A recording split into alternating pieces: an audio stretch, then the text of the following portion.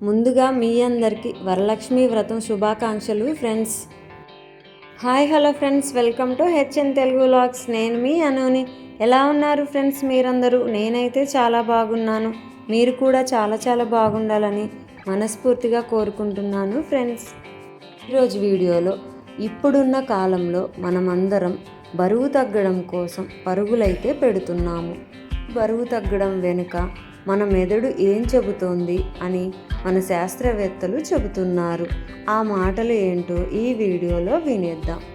కాస్త లావైతే చాలు, ఎలాగైనా వెంటనే బరువు తగ్గాలి అంటూ చాలామంది అమ్మాయిలు ప్రతిజ్ఞ పూనుతుంటారు. తీపి మానేశాం, అన్నం తగ్గించేశాం అంటూ క్యాలరీలు తగ్గించడానికి బోలెడు దారులు వెతుక్కుంటారు. కానీ ఫలితం ఉండదు. అయితే అందులో మన తప్పేం లేదులేండి. ఎందుకంటారా, మనం బరువు తగ్గాలని సంకల్పించుకున్నా అలా కాకుండా చేస్తుంది మన మెదడేనని పరిశోధనలు చెబుతున్నాయి. ఒకసారి శరీరం అధిక బరువుని చేరుకున్న తరువాత మన మెదడు దాన్నే ఒక సెట్ పాయింట్ లాగా పరిగణించి ఆ బరువు తగ్గకుండా కాపాడుకుంటూ వస్తుందట.